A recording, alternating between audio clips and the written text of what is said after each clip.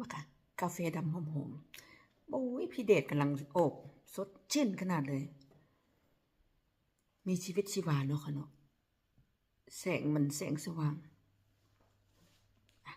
กินกาแฟนำกันค่ะ